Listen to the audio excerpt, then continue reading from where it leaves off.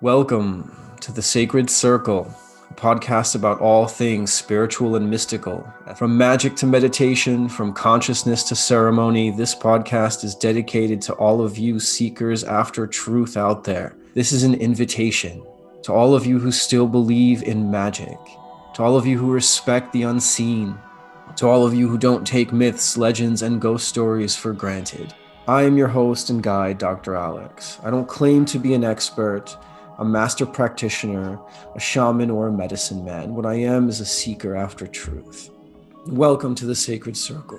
Join us every week on Binge on This, where you can find other shows like Happy News with Perry Kurtz, This, That, and the Other, Reading Ronin, What's Hood with Forever Cabron. Looking forward to delving into the unseen with you every week. Hello, and welcome everyone to a new podcast. That's right, this is NickFlix and Chill. And what is this podcast, you ask? Well, this podcast is all about movies. I know what you're thinking. Oh, Nick Bradfield, that hack comic who does offensive one-liners on stage and has bags under his eyes and yellow teeth, and who always spouts out movie trivia even when no one wants to hear it. Yes, that is exactly right. I figured all that useful movie trivia that I've got just rambling around in my skull, why not put it to good use? And I funnel all of it into a brand new podcast. So yeah, it's going to be all about movies. I'm a huge cinephile, movie buff, so this is going to be all movies I love, movies I hate, movies I've never seen before, movies I don't know how to feel about.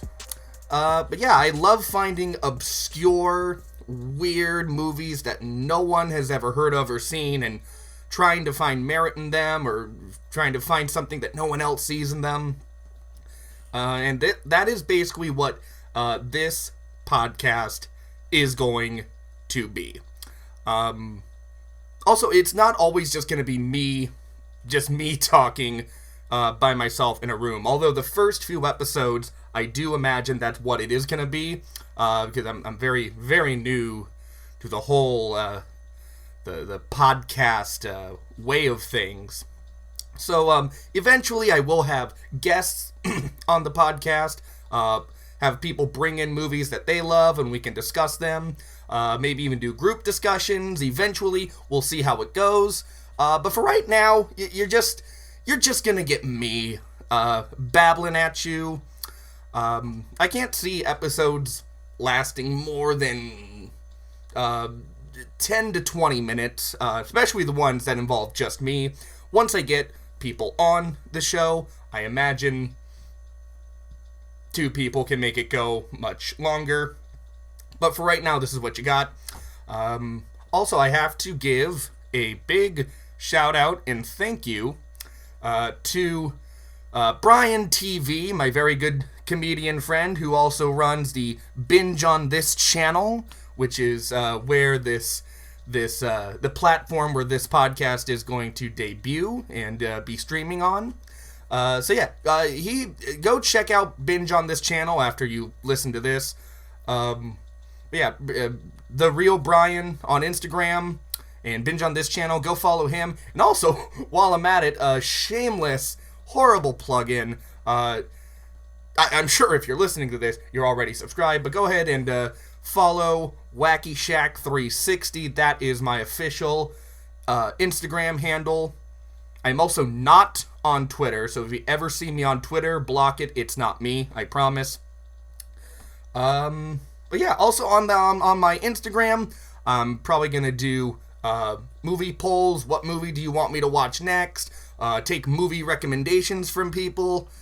So yeah, I'm sure eventually, if this podcast gets picked up and continues, as I hope it does, we will probably start its own Instagram so you can get updates there. But for now, go to Wacky Shack 360 to get all your NickFlix and Chill updates. Yeah. Okay. Funny story. my original title for this show was gonna be Nick's Video Dungeon, and that's the title I had my heart set on. But it hit me right not too long before I started recording. It would have been Nick's VD, and I thought that wasn't a good look, not the vibe I was going for with this. So yeah, I hope you enjoy the first few episodes I got lined up for y'all, and yeah, eventually I'm sure you'll years from now you'll look back on these first couple of episodes and think, wow, oh my god, the platform and the goal of the show really changed, and really that's really what I'm going for. That's what's going to happen, unless I get hit by a bus or something, and you're listening to this with tears in your eyes, remembering my memory. But yeah, so hopefully this is just a little something, a little entertaining, educational, fun little thing you can throw on when you're driving to work, or if you need this voice to help soothe you to sleep, or if you're you're hungover and you wake up and you just need water and you need to listen to another person's voice, throw on good old NickFlix and chill. So yeah, that's I think that's everything I wanted to say. Just kind of about the podcast. I'm sure, I swear to God, I know once when this gets published, I'll remember a ton of other things I wanted to talk about or just tell you about the podcast. But for right now, yeah, that is basically it. All right, now, why don't we get into the real reason y'all are gonna be tuning in every week? And right there, I'm already gonna swallow my words, because I don't know if I'm gonna be able to release an episode every week. It's more like I'm gonna have like a bunch of episodes in 1 week than 6 months of silence. Anyway, I'm getting ahead of myself. The movie that I want to spotlight today, that I've picked for the very first episode, is from 1981. This is Heavy Metal. So Heavy Metal is an animated movie. It is a Canadian movie. It's a very violent movie and a very sexual movie too. It's a cartoon, but it's not for kids. It's an anthology, fantasy, sci-fi, action movie based off of a Canadian comic book of the same name. And also really interesting to note, this came out in 1981. That's kind of really before the heavy metal music phase. But speaking of music, this movie's soundtrack is absolutely jammin'. You got who the hell was in this? You got Journey, who did songs for this, Black Sabbath, Cheap Trick, Stevie Nicks, Sammy Hagar from Van Halen, Devo. This soundtrack alone is so great. It's just this big, that's not a word. It's just a big collection of really more 70s rock artists instead of really the heavy metal sounds of the 80s. Why don't I actually get into first the plot of the damn movie, which, now that I think about it, that's actually going to be hard to do. Well, in a nutshell, it is an anthology.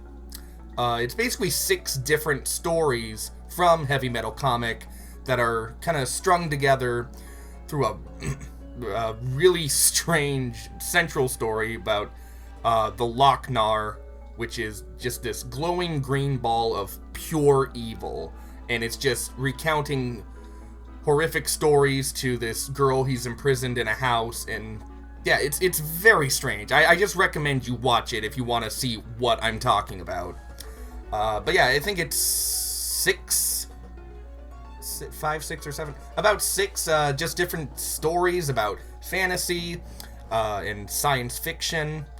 No, the really great scene that stands out in this movie. It's called the B-17, and it's these zombies or these men who are killed in a B-17 bomber, or I'm assuming the Second World War, but then they come back as zombies, and to have a zombie attack in the confines of a bomber plane is something I've never seen that kind of idea done with a movie. But for an animated movie, it's goddamn terrifying. It is really a fantastic scene. Boy, I hope I'm not shooting myself in the foot where it's really boring just listening to me try to describe movie scenes instead of just going. I highly encourage anyone who listens to this, as soon as I'm done talking about this, go watch the movies for yourself. And I would love to know feedback and love to know what you thought of the movies. Also, I gotta talk about the cast of this movie.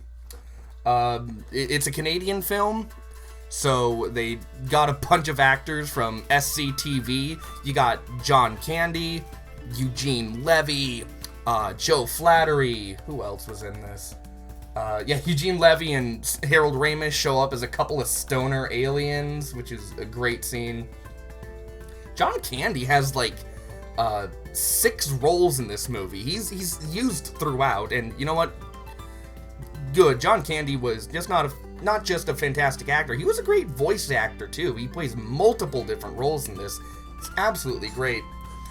But even if you dig through, not even just in the cast or the music, so many important people worked on this movie. A few of the segments were written by Dan O'Bannon, who had already written the screenplay that was for Alien, Ridley Scott's Alien. Also, another voice actor in here was Roger Bumpus, who went on to be the voice of Squidward in SpongeBob SquarePants. Also, the final segment, the Terrakian segment, one of the animation directors on that was Danny Antonucci, who went on to create one of my favorite cartoons of all time, Ed, Edd and Eddy.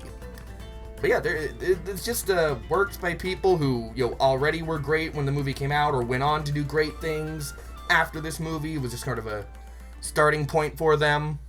So yeah, big standout scenes for me were the den sequence, where it's this scrawny, nerdy teenager who, through some freak accident, gets electric zapped through time and space into this warrior body, and he becomes caught up with this power struggle between two civilizations at war with each other. One thing I didn't know about this movie until recently, apparently it was not distributed on home video for many, many years, until maybe the late 2000s, mainly because of just how many musical artists were working on it. There were so many different artists, so many different labels, and trying to get the rights to all of them was just a nightmare. So instead of just releasing it, they just pulled it from the shelves, and wasn't until it got a DVD release, again into the mid-2000s, when it was available to even be seen. Jesus Christ, I can't describe the plot, and there's licensing issues with the soundtrack. Why did I pick this? But no, I picked it. It is what we're going with. It is the first episode. We're learning and we're trying here, and you're all in it with me. You know what I'm saying?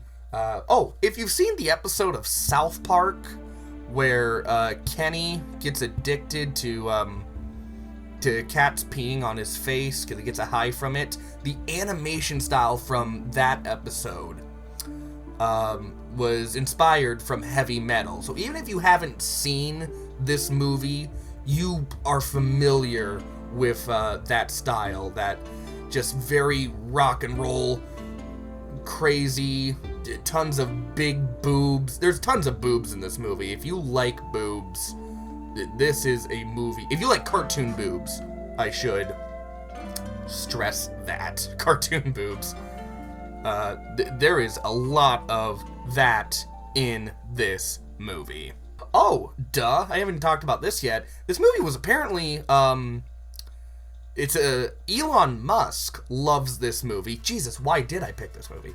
But this movie, it was kind of in the news when Elon Musk sent some car being driven by an astronaut into space and that was orbiting around Earth. That's actually the intro to Heavy Metal, is a sports car driven by some astronaut just orbiting, getting released from a spaceship and orbiting around Earth until it crashes and drives away.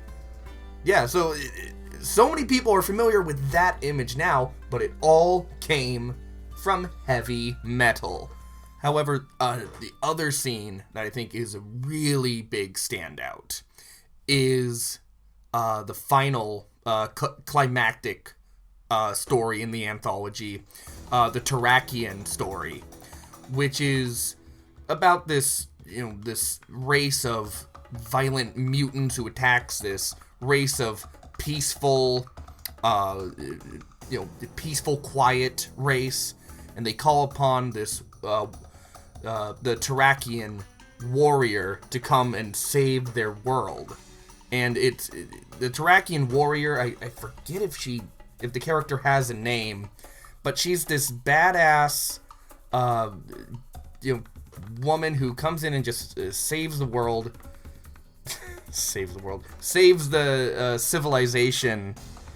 And it didn't even hit me until a few times watching this. She's completely silent. She does not say a single word, but she conveys just so much power and so much raw emotion, and just even the scenes when she's being tortured or being taken advantage of, she never loses her cool. She always remains this incredible fighter.